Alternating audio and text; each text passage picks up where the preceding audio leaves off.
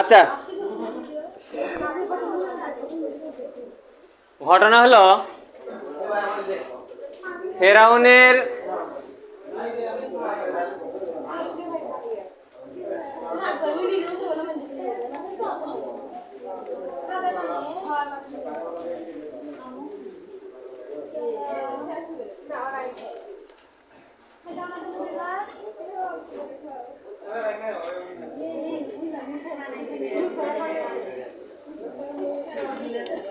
আচ্ছা, তোমাদের যেহেতু সামগ্রিক অর্থে কথা একটাই যে হচ্ছে ইলুমিনাতি, তিনি একটু বেশি আলোচনা করেন, তো ওটাই আমি করি আগে।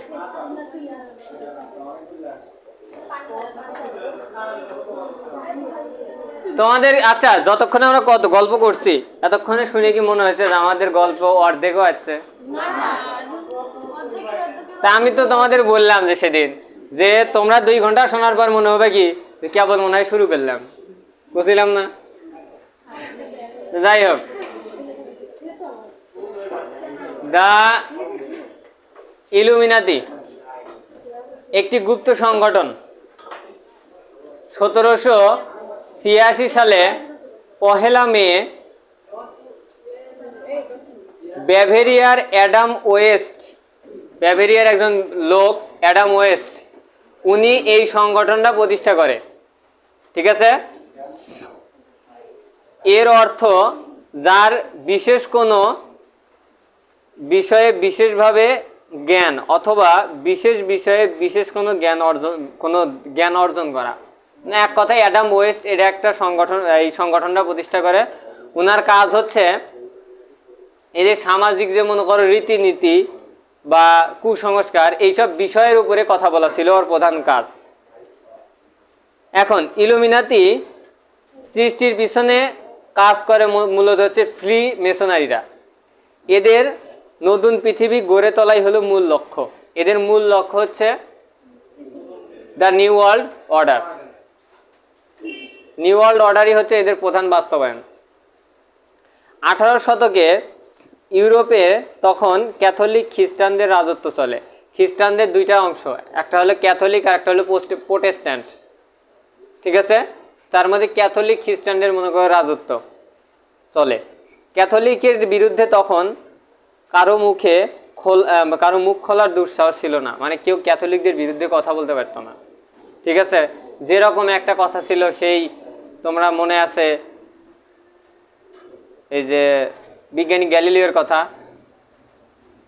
মনে আছে? বিজ্ঞানী গ্যালিলিওর কথা যে ওকে ওই যে এই বাইবেলের তোমার এই কি বলে চার্চের বিরুদ্ধে কথা বলার কারণেই ওকে গৃহবন্দী করে রাখা হয়েছিল। যারা সায়েন্সে বই পড়ছে তারা জানবে। 1776 সালে জার্মান দক্ষিণ পূর্ব বৃহত্তম রাজ্য ব্যাভারিয়া থেকে এর যাত্রা শুরু হয় এবং 1776 সালে 1 মে 4 জন ছাত্র সহ অ্যাডাম ওয়েস্ট এর যাত্রা শুরু করে ইলুমিনাতি। ওটার লগো প্রথমত যে লগো ছিল সেটা হচ্ছে গ্রিক জ্ঞান দেবী মিনার্ভার পেশা, এটা ছিল ওদের লগো। ঠিক আছে,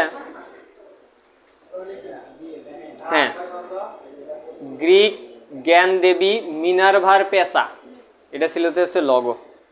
ঠিক আছে, এখন আসা হচ্ছে মূলত এইটার শুরু আমরা এখন হলেও এটার শুরু এখন শুরু হয় নাই, সেই ফেরাউনের আগে থেকেই ছিল এটা।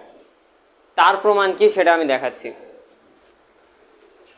হিরাম আবিবের মৃত্যু রহস্য। হিরাম আবিবের মৃত্যু রহস্যটা কি? তখন সুলাইমান আলাইহিস সালামের নবুয়ত কাল চলছে।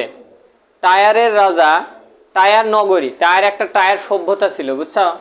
এই টায়ার সভ্যতার রাজা হিরামের কাছে সুলাইমান আলাইহিস সালাম একটি উপাসনালয় তৈরির জন্য সহযোগিতা চাইছিলেন। এই যে এই জায়গাতে এসে ম্যাচ লাগতেছে দেখো। রাজা সুলাইমান সেই সময় শাসন করা শুরু করে, নবুয়ত পাইছে। উনি এই টায়ার নগরীর হিরাম আবিব নামে একটা লোক, উনি সুলাইমান আলাইহিস সালাম ওনাকে বলে যে তুমি আমার জন্য একটা উপাসনালয় তৈরি করে দিবে এবং সবচাইতে ইউনিক কিছু মডেলে। উনি সবচাইতে বেশি ভালো কারুকার্য পারত। কিন্তু ঝামেলা হয় এই জায়গা, সেটা হচ্ছে হিরাম আবিব হিরামের নির্মাণ দক্ষতা ছিল অস্বীকৃত, স্বীকৃত। এছাড়া তার সাথে ছিল সুলাইমান আলাইহিস সালামের মাধ্যমে পরোক্ষ ঐশ্বরিক যোগাযোগ। মানে এটা মানা হয় যে হিরাম আবিবের এমন কিছু দক্ষতা ছিল যে দক্ষতা সারা পৃথিবীর কারো কাছে ছিল না, এবং এমন কিছু উনি গবেষণা করে বা এমন কিছু কারুকার্য, এমন কোনো মডেল, এমন কোনো সুন্দর গাঁথনি তৈরি করতে পারত যে সিস্টেমটা আর কেউ জানতো না, উনি জানতো। ঠিক আছে, কিন্তু উনার সাথে যে কিছু লোকজন থাকে, অর্থাৎ উনার সহযোগী, এরা ওই হিরাম আবিবের থেকে এই বিষয়টা ভালোভাবে শুনতে চাইল যে আমাদেরকে বলেন যে আপনি এটা কিভাবে বানান, আপনি কিভাবে শিখছেন, বা আমরা এটা কিভাবে প্রয়োগ করতে পারি। এটা তো আপনি আমাদেরকে শিখাবেন, সেটা আপনি বলছেন, কিন্তু আপনি আমাদেরকে একটু শিখান। কিন্তু এরা এই বিষয়টা মনে করো যে ওই যে ধৈর্যের বিপরীত এদের কাজ করছে, খুব দ্রুত মনে করো যে এরা শেখার চেষ্টা করছিল। ফলে হিরাম আবিব ওদেরকে বাধা দেয় যে না, তোমরা এখন শিখো না, আমি শিখাবো, আগে ধীরে স্থিরে একটু শিখাই, মানে অত তাড়াতাড়ি না করে ধীরে স্থিরে শিখাই। কিন্তু এটা মনে করো ওর ওই যে সহকারীগারে মনে ধরে নাই। ফলে ওরা হিরাম আবিবকে প্রচণ্ড চাপ প্রয়োগ করতে থাকে যে আমাদের শিখান। এক পর্যায়ে হিরাম আবিব যখন রাজি না হয় তখন ওরা হিরাম আবিবকে মেরে ফেলায়। কিন্তু তাও হিরাম আবিব এটা বলে নাই যে আমি এইভাবে বানাই, বা আমার সাথে এইভাবে সম্পর্ক আছে, বা আমি এটা এইভাবে বানাতে পারি। ঠিক আছে, কিন্তু যেহেতু উনি এইটা বানানোর চেষ্টা করছে কিন্তু বানাতে পারে নাই, আর দ্বিতীয়ত কথা উনাকে যেহেতু মেরেই ফেলে দেওয়া হলো, তখন ওই সুলাইমান আলাইহিস সালাম যখন দেখলো যে ইনার লাশটা পাওয়া গেল, আমার উপাসনাটাও ঠিকভাবে কাজ হলো না, তখন এই কারা এই হিরাম আবিবকে মারলো, এই জন্যে সুলাইমান আলাইহিস সালাম তদন্ত শুরু করলো। তদন্ত শুরু করে যারা ওদেরকে মারছিল ওদের যথোপযুক্ত শাস্তি দেওয়া হলো। কিন্তু এই শাস্তিটার কারণে ওদের ভিতরে এই যে হিংসাত্মক একটা মনোভাবের কারণে দুইটা দলে ভাগ হয়ে যায়। একটা দল এই এতদিন হিরাম আবিবের সাথে থেকে যে বিষয়টা সম্পর্কে জ্ঞান অর্জন করছিল যতটুকু, সেই জ্ঞানটাকে কাজে লাগায়া ওরা ওইটা পজিটিভলি না নিয়ে নেগেটিভলি যায় শয়তানের পূজা শুরু করে। আর সেই শয়তানের পূজায় সেই সময় থেকে ধীরে ধীরে ফেরাউনের হাত ধরে আস্তে আস্তে এখন পর্যন্ত এসে ইলুমিনাটিতে ঠেকছে। বুঝছো এখন? আচ্ছা, শেখ ধ্বংস করার অপশন, এরা সামগ্রিক অর্থে সারা পৃথিবীতে রাজত্ব করার পরে, ঠিক আছে, করার পরে দেখবা যে এরা ঈসা আলাইহিস সালাম আসবো, ওদের প্রধান অনুসারী যেটা দাজ্জাল ও ধ্বংস হবো, তারপরে সারা পৃথিবীতে একদম একচ্ছত্রভাবে ইসলামের জয় হবো। আচ্ছা গেল। এখন প্রশ্ন হচ্ছে টায়ার নগরীটা কোথায় ছিল?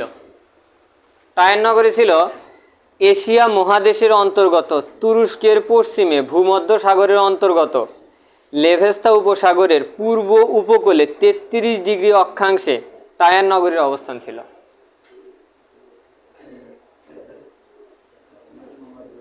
ঠিক আছে, প্রথমে টায়ার নগরীকে তুরস্কের প্যালেস্তিন প্রদেশের সীমানার মধ্যে অবস্থিত ছিল। ঠিক আছে কি? এখন শয়তানের পূজার সাথে হিরাম আবিবের মৃত্যুর রহস্যটা কি সেটা দেখো।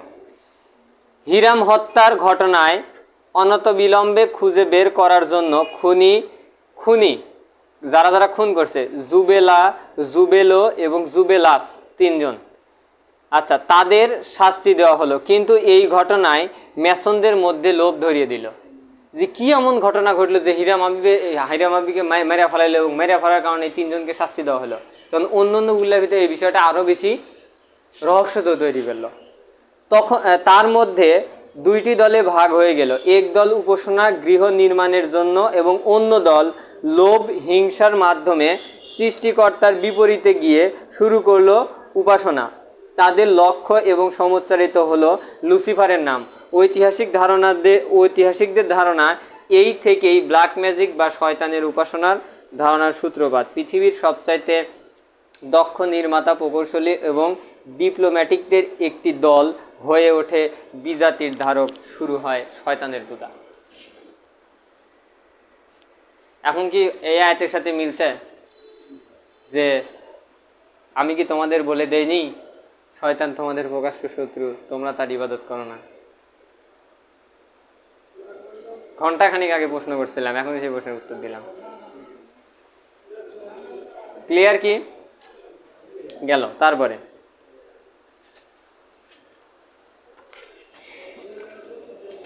এখন ফ্রিমেসনের ভিতরে তিনটা পদ আছে, একটা হচ্ছে সাধারণ প্রতিকৃতি, একটা হচ্ছে রাজপদ, আর একটা হচ্ছে স্থপতি।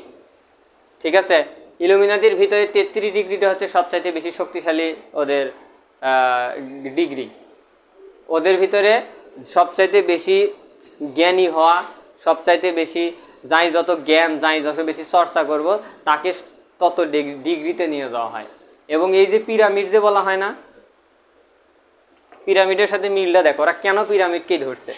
পিরামিড, এই যে পিরামিড মাথার এই অংশটা তো নাই, তাই না? এখানে কার চোখ? দাজ্জালের চোখ। হ্যাঁ, এটা দেওয়ার কারণটা কি দেখো, এদের প্রধান অনুসারীকে দাজ্জাল। নিচের দিকে যত আসবো তত হলো এদের নিম্নমানের ডিগ্রি। তুমি যেরকম হয়তো 1 এ পড়ো, 2 এ পড়ো, 3 এরকম করতে করতে ধীরে ধীরে উচ্চতর ডিগ্রিতে যাও, এদেরও এরকম হচ্ছে লেভেল।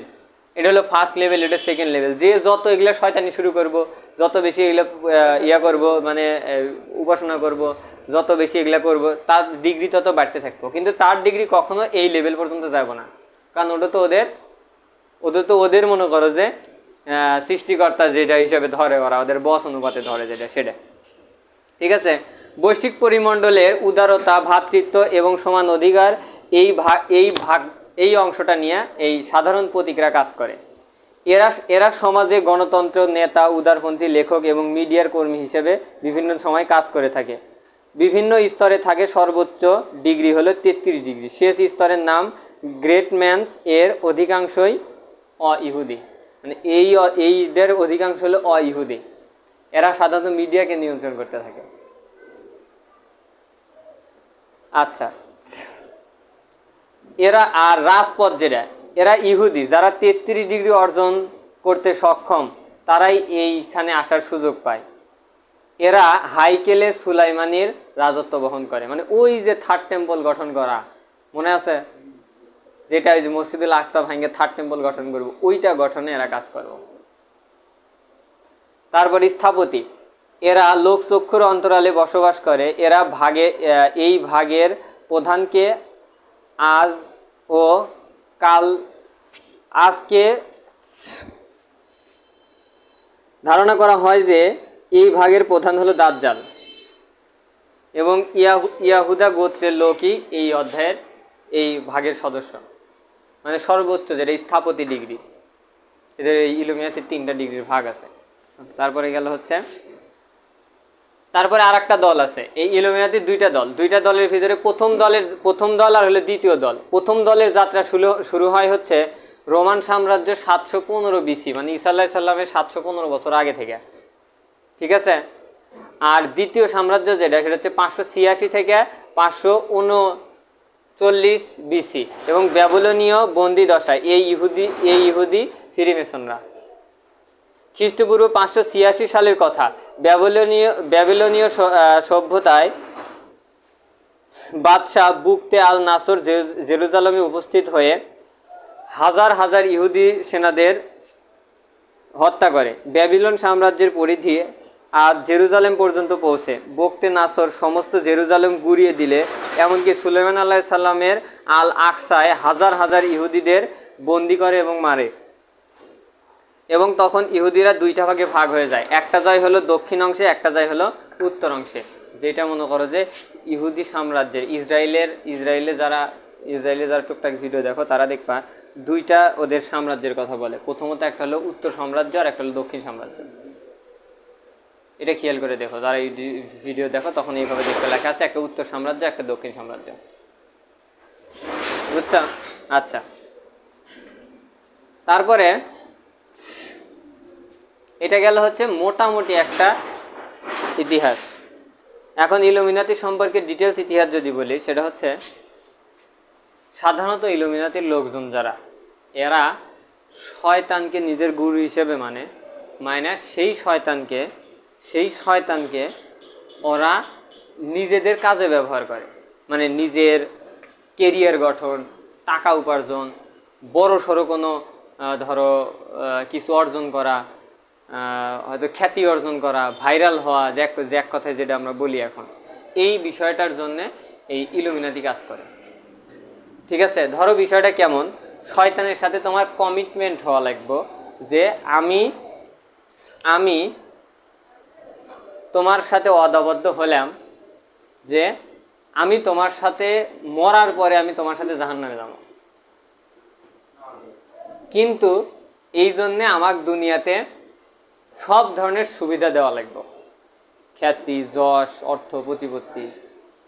ঠিক আছে, শয়তান এরা তোমাকে দিব, কিন্তু শয়তান এরা তুমি বলার পরে শয়তান তোমাকে যে শর্ত দিব সেটা হচ্ছে ও যখন ইচ্ছে তখন তোমাকে মারব, ও যখন যা ইচ্ছে তখন তোমাকে তাই করতে বলবে। উদাহরণটা এইভাবে মনে করো যে হয়তো বলল যে আজকে তোমার উচিত আমার প্রতি একটা মানুষ উৎসর্গ করা, তখন তোমার একজনে ধরে নিয়ে এসে জবাই করা লাগবে। তোমার উচিত এখন রক্তপান করা, সরাসরি রক্তপান করা লাগবে। তোমার উচিত এখন হয়তো কথার কথা এরকম যে একদম ফুল ড্রেস ছেড়ে দেখে বাজারের ভিতরে দৌড় মারা, সেটাই করা লাগবে। মানে এক কথায় কি, নিজেকে বেঁচে খাওয়া, কিসের বিনিময়ে? মরার পরে তুমি জাহান্নামে যাবে, এই জন্য। আচ্ছা, এর একটা উদাহরণ দিই, শয়তান পূজা যে আছে একটা উদাহরণ দিই। সাধারণত মুভিতে দেখবা ওই যে তান্ত্রিক জাতীয় কিছু মুভি আছে না, ভূত টুত ধরে ছাড়ায়, হ্যাঁ, এই যে জিন টিন জাতীয় মুভি আছে না, হ্যাঁ হ্যাঁ, ভারতীয় বাংলা অনেক মুভি আছে না, হিন্দি আছে, বাংলা আছে, তান্ত্রিক জাতীয় মুভি আছে দেখবা। ওই মুভিতে দেখবা ওই তান্ত্রিক মনে করো যে এরকম পেন্টাগ্রামের শখ করে, এরকম পেন্টাগ্রামের দেখবে শখ করে এরকম যে বিভিন্ন ধরনের টিয়া মারে। পাশে দেখবে হলো একটা বিশাল মূর্তিটা দেখতে বিষ ঘুরে টাইপের, এবং বিষ ঘুরে টাইপের মূর্তি দেখবে দাঁত বের হয়ে আছে। আলিফ লাইলা দেখছ? আলিফ লাইলার ভিতরে দেখবে এই স্টাইলের কিছু মানে মূর্তি আছে, যেসব মূর্তিগুলো দাঁত বের হয়ে থাকে, ভূত পেতনি সাইজের। এগুলা হলো মনে করো শয়তানের উপাসনা করা। এইটা দেখো পেন্টাগ্রামের এই বিষয়টাকে ওরা এই দুইটাকে শিং ধরছে, যে এই দুইটা হলো মনে করো শিং, ঠিক আছে, আর এই দুইটা কি কান, আর এইটা হলো মনে করো যে থোঁতা। এটাই ব্যাফোমেটি হলো ওদের প্রতীক, বুঝছো? এটাই হলো ওদের পেন্টাগ্রাম। আচ্ছা, এখন পেন্টাগ্রামের পরে আসে হচ্ছে হেক্সাগ্রাম, ইসরায়েলের যে পতাকা। কেন দেখো, আমি মিলাই দিচ্ছি। ইসরায়েলের যে ইসরায়েলের পতাকার দেখবে এই দুই পাশে দুইটা দাগ আছে, হ্যাঁ, আর মাঝখানে দেখবে দুইটা ত্রিভুজ, একটা আপ ত্রিভুজ, একটা ডাউন ত্রিভুজ, এরকম 6টা মাথা, তাই আছে না? প্রশ্ন হচ্ছে এইটা দ্বারা ওরা কি বোঝায় ইসরায়েলের পতাকাতে? এইটার দ্বারা বোঝানোর কারণ হচ্ছে এখানে এটাকে মনে হচ্ছে ওই যে দাউদ আলাইহিস সালামের স্টার বোঝায়, এটাকে দাউদ আলাইহিস সালামের স্টার, বুঝছো? এটার দ্বারা ওরা দাউদ আলাইহিস সালামের স্টার বোঝায়, হেক্সাগ্রাম যেটাকে বলে। মূলত এটা ফ্রিমেসনের সাথে কিভাবে যুক্ত হলো? এটা তো মনে করো যে ইহুদিবাদের ভিতরে গেল, কিন্তু প্রশ্ন হচ্ছে এর সাথে ফ্রিমেসনের কি সম্পর্ক, মানে ইলুমিনাতির কি সম্পর্কটা হচ্ছে এই জায়গা। এটা হলো ডাউন ত্রিভুজ, আর এটা হলো আপ ত্রিভুজ। এইটার দিকে তাকাও, এটা কিন্তু ডাউন হয়েছে। আবার কোনো জায়গায় তারার চিহ্ন দেখবে এরকম করে দেওয়া, খেয়াল করে দেখো, মানে এই মাথাটা এরকম উপর দিকে, এই মাথাটা উপর দিকে দ্বারা বোঝা হলো পজিটিভ এনার্জি, আর নিচের দিকে দ্বারাই হলে বোঝা যাচ্ছে নেগেটিভ এনার্জি। হীরা মাহফুজের মৃত্যুতে দুইটা ক্ষেত্রে ভাগ হয়, একদল নির্মাণ করে আর একদল নির্মাণ করে, আর একদল লুসিফারের কথা বললাম না কিছুক্ষণ আগে, কিন্তু রিডিং পড়ছি। না কেবলই ভুলে গেল আবার? যে কি পড়ছিলাম, যে আমি আর একবার পড়ে শোনাচ্ছি যারা ভুলে গেছে, যে কিন্তু এই ঘটনা মেসনদের মধ্যে লোভ ধরিয়ে দেয়। তাদের মধ্যে দুইটি দলে ভাগ হয়, এক দল উপাসনা গৃহ নির্মাণ করে, আর অন্য দল লোভ এবং হিংসার মাধ্যমে সৃষ্টিকর্তার বিপরীতে গিয়ে উপাসনা শুরু করে।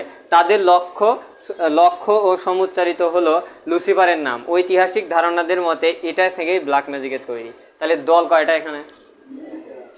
এই একটা আপ একটা ডাউন, দেখছ? তাহলে এখানে একটা আপ একটা ডাউন, এই দুইটাকে এখন একত্রিত করো তো, দেখো তো।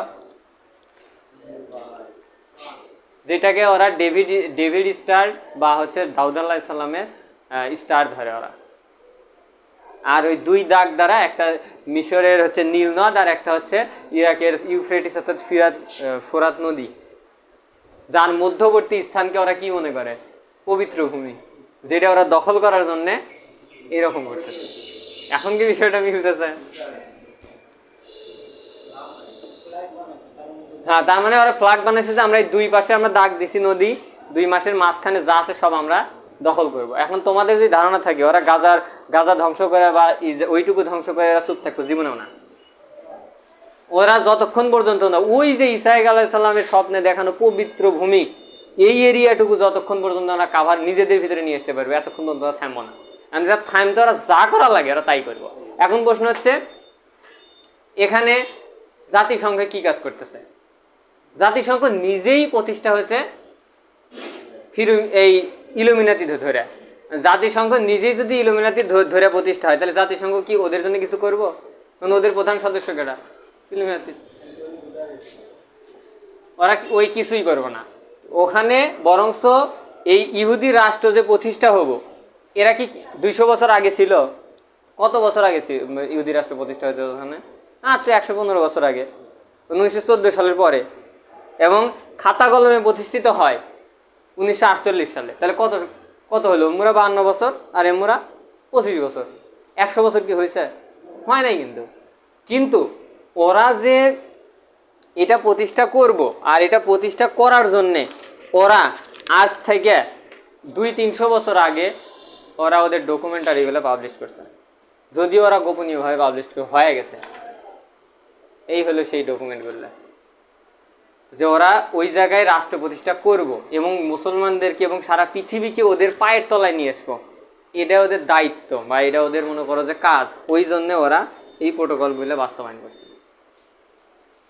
বেশি পড়বো না, কয়েকটা প্রোটোকল পড়ে শেষ করবো, কারণ এনার্জি আমার লস, অনেক কথা বলছি।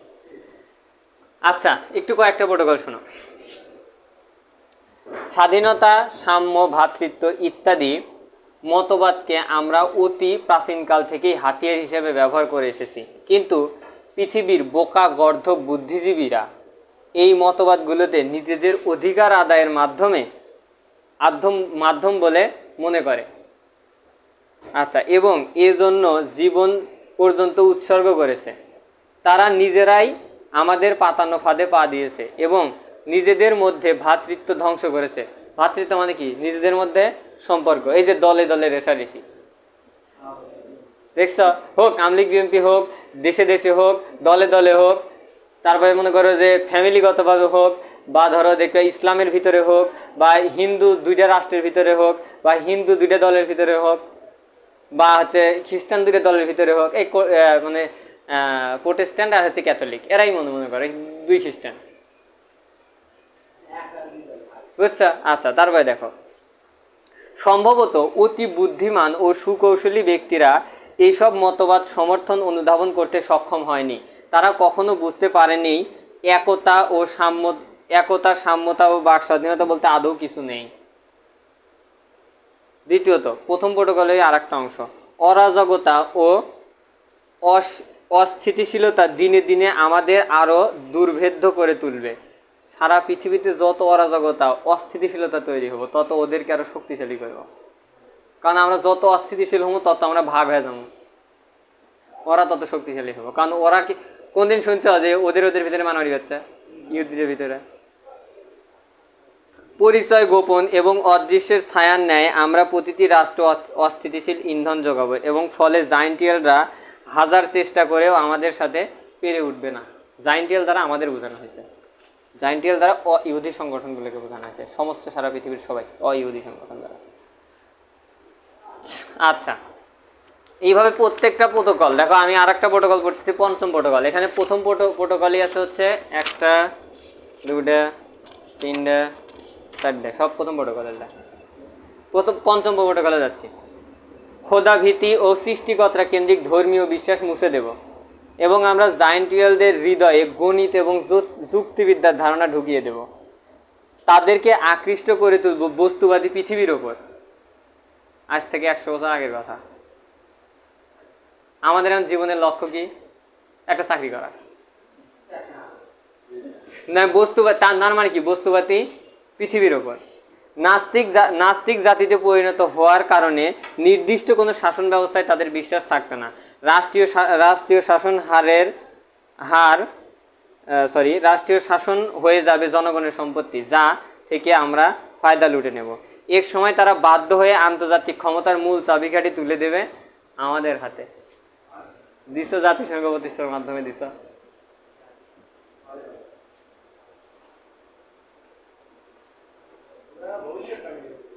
আচ্ছা, আমরা এমন এক শিক্ষা ব্যবস্থা চাপিয়ে দিব যা তাদেরকে দুর্বল করে দেবে এবং প্রয়োজনীয় সিদ্ধান্ত নেওয়ার ক্ষমতা হারিয়ে ফেলে দেবে। এমন এক শিক্ষা ব্যবস্থা চাপিয়ে দিছে, বিষয়টা বোঝো। সব পরিবর্তন হয়, শিক্ষা ব্যবস্থার পরিবর্তন হয় না। আচ্ছা, এটা হলো গেল আর পঞ্চম প্রোটোকল। পঞ্চম প্রোটোকলের ভিতরে মেলা কাহিনী আছে। ইতিমধ্যে আমরা জাইন্টিয়ালদের রাষ্ট্রীয় আইন প্রণয়নের ক্ষমতা অধিকাংশ খর্ব করে দেব এবং সক্ষম হয়েছি এবং আদালতের রায় তাই হবে। তাই আমাদের, আচ্ছা এটা দেওয়া দরকার নেই, এটা খুবই জটিল, ওটা এত সহজে বুঝুন দেবো না। আচ্ছা, হবের পরে তুইও। আচ্ছা, আয় দেখো, এখন আছে, আরও আছে যে রাজতন্ত্র, সমাজতন্ত্র, গণতন্ত্র, কমিউনিজম ইত্যাদি প্রতিষ্ঠার মাধ্যমে আমরা প্রতিটি জাতিকে ক্ষুদ্র ক্ষুদ্র অংশে বিভক্ত করে দেব। দেখো, আমি কিছুক্ষণ আগে বলছিলাম সারা পৃথিবীতে শাসন ব্যবস্থা আলাদা কিন্তু অর্থনৈতিক ব্যবস্থা এক। দেখো প্রোটোকল 100 বছর আগের লেখা যে রাজতন্ত্র, সমাজতন্ত্র, গণতন্ত্র, সাম্যবাদ ইত্যাদি প্রতিষ্ঠার মাধ্যমে আমরা প্রতিটি জাতিকে আলাদা করে দেব। দিছেও তাই। আচ্ছা, সেই সঙ্গে তাদের আমাদের সেবায় নিয়োজিত করব, তাদেরকে আমাদের সেবায় নিয়োজিত করব। আচ্ছা, এর মাধ্যমে পৃথিবীতে বিদ্যমান প্রতিটি শাসন ব্যবস্থাকে আমরা এক সময় উপড়ে ফেলতে সক্ষম হব এবং ততদিন পর্যন্ত পৃথিবীর কোনো জাতিকে শক্তিতে থাকতে, শান্তিতে থাকতে দেওয়া হবে না যতদিন না তারা আমাদের শাসন ব্যবস্থা অনুসরণ করে। যতদিন না ওদের শাসন ব্যবস্থা অনুসরণ করে এতদিন পর্যন্ত ওদের শান্তিতে থাকতে দেব না, কোনো না কোনো প্যাঁচ লেগেই থাকবে। জাইন্টিয়াল যুব সমাজে বুদ্ধিবৃত্তি, নৈতিকতাবোধ, স্বাধীন চিন্তা শক্তি ধ্বংস করতে একটি মিথ্যা এবং বানোয়াট শিক্ষা ব্যবস্থা ইতিমধ্যে তাদের ওপর চাপিয়ে দেওয়া হয়েছে। আমরা যদিও নিজেরা এই শিক্ষা ব্যবস্থা গ্রহণ করব না। প্রথম প্রশ্ন ছোটবেলায় পড়ছো, হাট্টিমা টিম টিম তারা মাঠে পারে ডিম, এটা করে কি হবে তোমার? এই লাইনের সাথে মিলছে? এই লাইনের সাথে কি মিলছে? আচ্ছা, নবম প্রোটোকল। এখন আমাদের সামনে আর কোনো বাধা নেই। বিশ্ব কর্মসূচি এই দেখো, এখন আমাদের সামনে আর কোনো বাধা নেই। সামনে বিশ্ব কর্মসূচি দ্য নিউ ওয়ার্ল্ড অর্ডার পরিকল্পনায় আমরা অনেক দূর এগিয়ে গেছি। আদালত, প্রশাসন, আইনশাস্ত্র সব কিছু আজ আমাদের দখলে। এক সময় আমরা যাদের প্রজা ছিলাম, আজ তাদেরকেই আমরা প্রজারূপে কিনেছি। নিঃসন্দেহে আমরা তাদের চেয়ে কঠোর শাসক। আচ্ছা, টাইম কত? কয়টা বাজে দেখো তো? তাহলে আমরা এখন একটু শেষ করব, কারণ আমাদের আগামী, আমি যদি কথার কথা এরকম হতো যে আগামী হয়তো 1 ঘন্টা চালাইলে শেষ হবো, কিন্তু তা তো হবো না। আচ্ছা, একটু দেরি করো, তবে লাস্ট কথা যেটা সেটা আমি একটু দেখি, ওই কাগজটা খুঁজে বের করি। ওই কাগজটা ফোনে লেগেছে। ওই জিনিসটাই আমাদের একটু বেশি করে শোনার দরকার। লাস্ট 5 মিনিট সময় লাগবে, তারপর আমরা শেষ করবো আজকে এখানেই। একটু ধৈর্য ধরো, দাঁড়াও, খুঁজে পাইনি। হ্যাঁ, তবে কোনো প্রশ্ন থাকলে বলতে পারো। সাধারণ শিক্ষা ব্যবস্থা চালু হলো কিভাবে? সাধারণ শিক্ষা ব্যবস্থা চালু হলো যখন জিজ্ঞেস করা হয় রাশিয়ান জায়ান্টিয়াল সন্তানদের শিক্ষা ব্যবস্থা কেমন হবে, জবাবে তারা বলে আমরা তাদের মধ্যে যৌন শিক্ষা সরিয়ে দেব, যৌন সম্পর্কে তাদের সংকোচ দূর করব এবং তাদের প্রতিটি এই বিষয়ে আগ্রহ করে তুলব। তাদের যৌন শিক্ষার ধরন কতটা নোংরা তা ব্যাখ্যা করা সম্ভব নয়। সোভিয়েত সরকার হাঙ্গেরি দখলের পর সেখানে তুমুল আন্দোলন ছড়িয়ে পড়ে, হাজারো ইহুদিকে হত্যা করা হয়। রক্তাক্ত এই ঘটনায় হোয়াইট ড্রাফট নামে পরিচিত, যা ছিল ইহুদিদের নেতা বেলকিন এর বিরুদ্ধে হাঙ্গেরির সাধারণ জনগণের ক্ষোভের প্রকাশ। 1902 সালে রকফেলার, জন ডি রকফেলার নামটা কোথায় শুনছিলে? রকফেলার, ওই যে ইলুমিনাটির 12টা সদস্যের ভিতরে একটা ছিল। Rockefeller and Frederick Taylor Gates এর যৌথ প্রচেষ্টায় গড়ে ওঠে জেনারেল এডুকেশন বোর্ড, সাধারণ শিক্ষা ব্যবস্থা, যেটা আমাদের শিক্ষা ব্যবস্থার নাম কি পরে? জেনারেল লাইনে পড়ি, জেনারেল এডুকেশন বোর্ড। যাই হোক, এতক্ষণে মনে হতেছে আমাদের আলোচনা শেষ নাকি?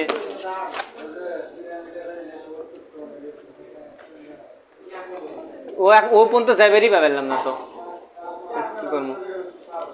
চলে যাবে? চাবি তো ইয়ার ভিতরেই আছে, আমি নি নেই। তালা দাও নাই? চাবি আমার কাছে আছে, তুমি নিয়ে নাও। আমি ওটা ও আচ্ছা আচ্ছা, এখন অফ রাখো।